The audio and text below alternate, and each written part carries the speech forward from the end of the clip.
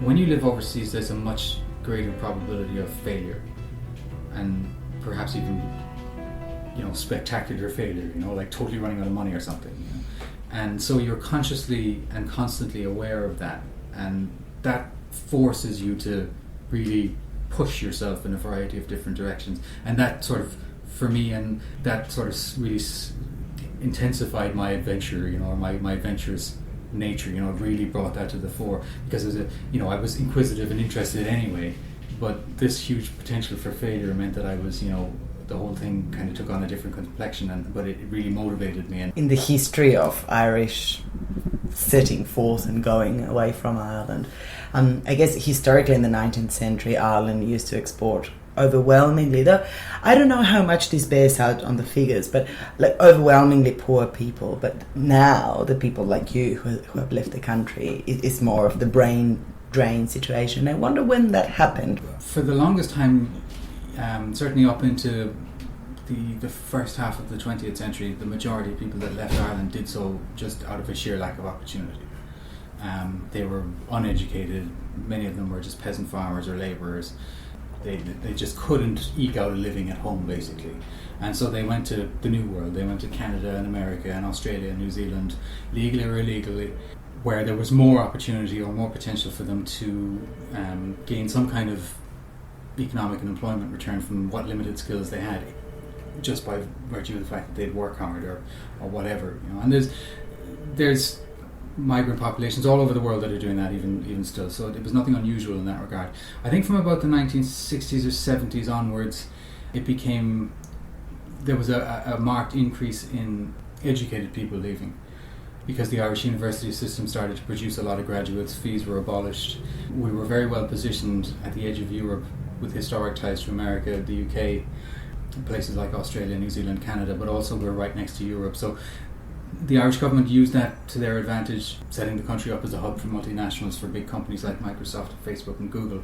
But equally, that advantage was also something that immigrants took with them. So I think from about the 60s or 70s onwards, you had a more educated population immigrating. That's not to say that labourers and skilled workers or craft people or farmers or whatever, they went too, but you also had more professionals leaving because they weren't content with the limited range of options that were available to them professionally at home, even if they were qualified, and that's sort of the stream that I fitted into as well. And there's a lot of it is, a lot of how things are done in Ireland tends to, I guess it's the same everywhere, but it's about who you know and things like that. Whereas there are other places you can go, and yeah, it helps to know people, but also if you're a hard worker and you do well and you sort of get with the program and you show that you have value, you can do quite well for yourself. In 2014, the Irish government launched this big tourist initiative called The Gathering, right? So the thinking was there's 80 million people in the world and they have legitimate claims to Irish heritage. About 80 million people have some claim on Irish heritage worldwide. And the Gathering was an effort to bring the diaspora home as tourists and sort of get them to re-engage with the country and, ideally spend some time and some money there. But what really bothered a lot of people was that this was the same political administration that had overseen the largest mass exodus from Ireland in many, many years. So when the global financial crisis hit in 2007, 2008, and the Irish economy collapsed along with loads of others, we tended to go back to what we have always historically done, which is many of us up sticks and left, because there was no opportunity at home, and we just have historically been a mobile people. So the argument went that the Gathering was a PR exercise, and it was designed to shake down tourists for money and sort of blindly ignore the fact that 80,000 people under the age of, I think, 25 had left the country in the previous couple of years. And it's a small country, its population is about 4.5 million or something, so a really significant volume of people had emigrated, and almost an entire demographic. So this put a bad taste in a lot of people's mouths. So you know how some people, that when they fly into Sydney, they see the Opera House and they go like, whoa. Is your experience of migration also tied in with nostalgia? Is it a bit more kind of utilitarian, because it's like, well, I just couldn't get a job and I just moved and I don't know whether I'm going to be living overseas all of my life? I don't think any Irish person would tell you that they don't miss certain aspects of the country when they leave. And in many cases they never really get over that. And for others it means that they go back eventually. Or it's always a condition of the departure that they intend to return. I think Irish people, certainly I personally do, but I think a lot of Irish people really miss the landscape. They really miss the country. You know, you hear Aboriginal people in Australia talking about their connection to country and their, you know, that they are of the land. I think a lot of Irish people feel that way as well. I'm not comparing like with like, you understand, but it's a similar sort of a almost like a psychosocial or a cultural attachment. I think that's really hard for a lot of people. They miss the landscape, the light, the seasons, all of that sort of stuff. A lot of them miss the familiarity of home. You know, Ireland functions like a small village, even though it's a sovereign nation and 4.5 million people or whatever living there. It's not 6 degrees of separation in Ireland. At most it's probably 2.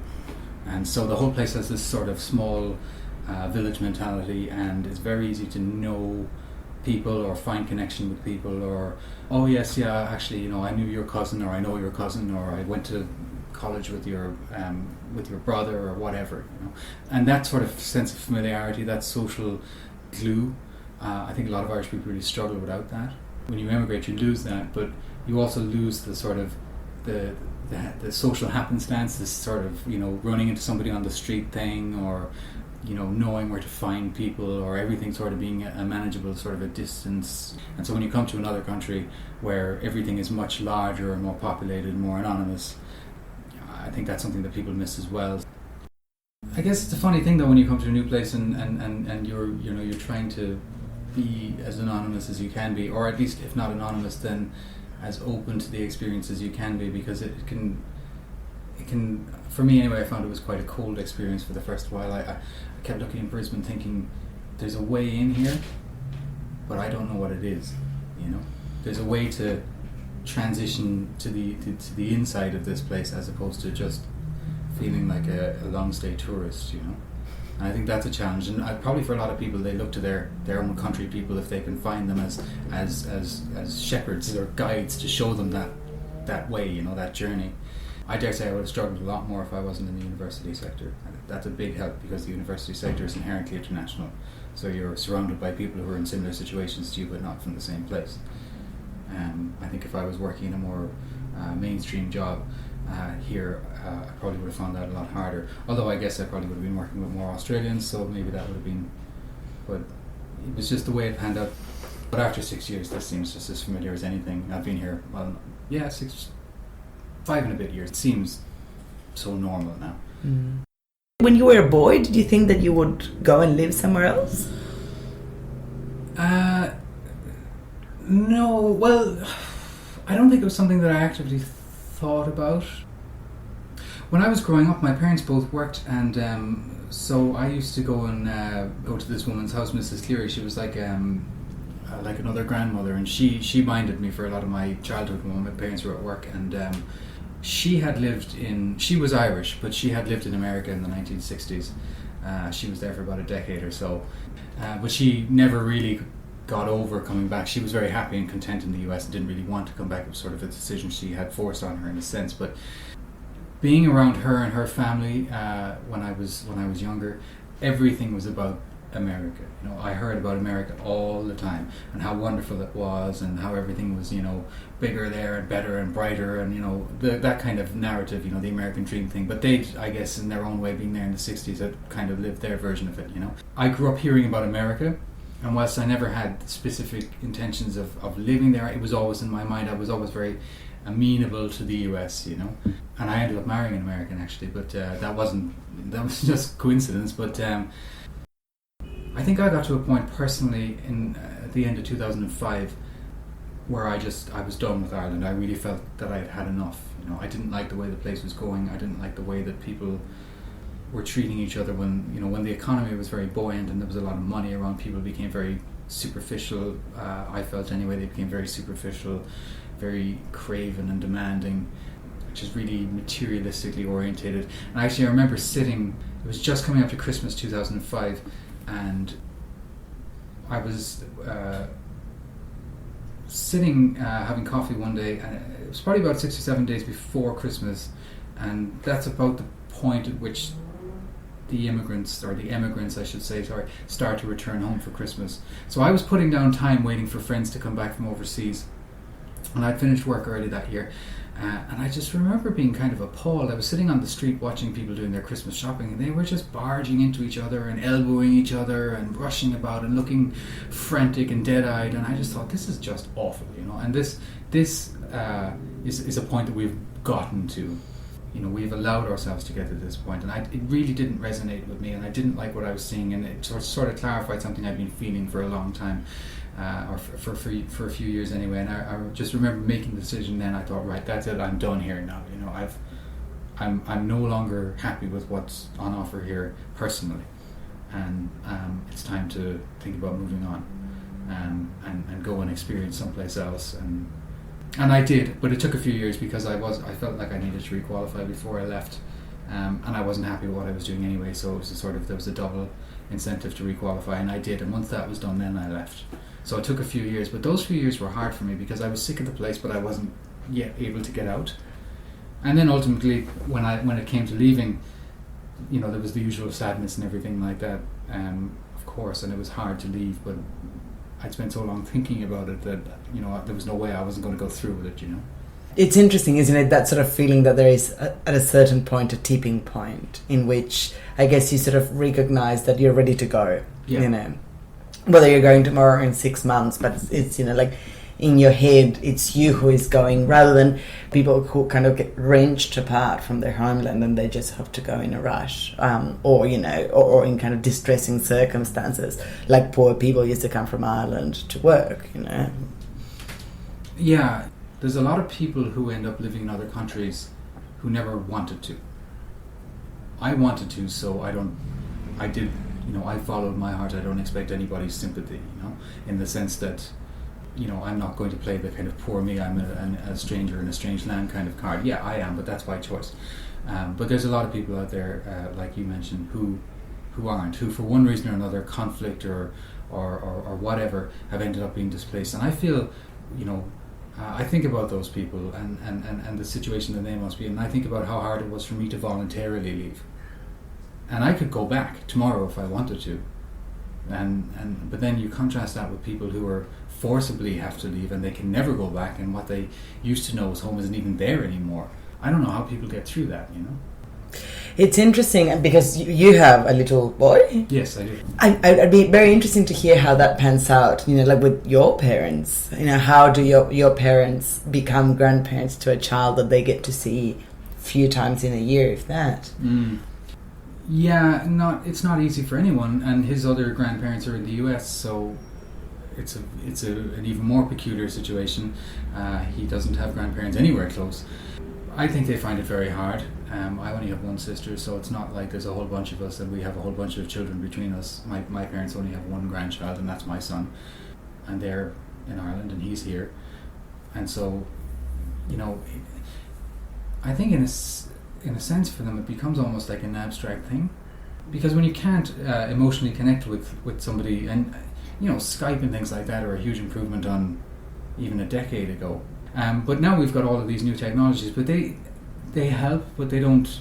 It's impossible to make that emotional connection over Skype and things like that. So whilst you can see what's going on the other side, you can't. It's much harder to connect with it. So I suspect his grandparents probably suffer with that, and I think it makes it hard for them to connect to him as an individual, as opposed to him as a child that's developing and has milestones, and they're interested in, is he talking, is he doing this, is he doing that. They can connect to that, but they can never really see it, and I think they miss that, and they miss out, and I know that we miss them being part of that, and that's very difficult. My dad comes out here as often as he can. My mother has been out here a few times as well. My wife's parents have never been to visit us, but they're going to come later this year. But they have seen their grandchild once. They saw him last year. He did a round the world trip at 6 months. It's the only way to see family. So, but it's very hard, and he'll never know them the way I'd like him to know them. I'd love for him to know his grandparents. I mean, maybe we'll move back, or maybe we'll move closer. I don't know. That could all change in a few years. But right now, the way it looks, he'll never have that intimacy with his grandparents that I had. And that was a really good thing in my childhood. Was I had my grandparents, and I enjoyed them, and they didn't live in the same city as us, so I'd go and spend weeks with them in the summer, and it was wonderful. My son's not going to have that, and it's a pity because kids need their grandparents, if they can have them. How do you respond to someone who's, oh yeah, I'm Irish, but they were born and raised for 3 generations in Australia or in the US? It must be strange. It always strikes me as peculiar that people are so anxious to make that claim. I guess it's a flattering thing that you come from a country where somebody who's 3 generations removed from there is actively claiming that heritage. That says something good about the place. And there's a lot of wonderful aspects to Ireland, and so I suppose to some degree I get why people would want to be stating their connection. I'm quite tolerant of it. It tends to be something that it's actually quite a tricky subject with the Irish. They en masse can treat those folks who have a few generations between them and people who are 2nd or 3rd generation Irish but not living there and never have done, claiming to be Irish or whatever. The home population that's still back in Ireland privately can be quite hostile towards them, very dismissive of their claims of Irishness. Look, that's all well and good, you're claiming that you're Irish in inverted commas, but you don't know anything about the place. There's a big difference between your version of Irishness or Irishness as it has been thought to you and Irishness as it exists. You'll hear the term sometimes plastic paddies, and plastic paddies refers to people who claim Irishness but don't really have first-hand experience of the country. The Irish abroad have achieved an awful lot, and it's easy to be proud of that. Whatever about the circumstances of why they left, they have achieved a huge amount. They've been in many respects they've been the bedrock of a lot of many of the sort of big developments of the 20th century. The Irish have been involved. They were intrinsic to the development of the US, Australia, Canada, the UK. Interestingly, Ireland was under British rule for 800 years. That only finished up in the early 20th century. So for years we were, if you like, a colonised and owned people. And I remember it was about 2005 reading that Irish people now were outside of British-born citizens, the Irish were the next largest landholders in the UK. So in effect we had gone and sort of colonised our colonisers, and it's nice to know that there's a big diaspora out there. It's encouraging to know that.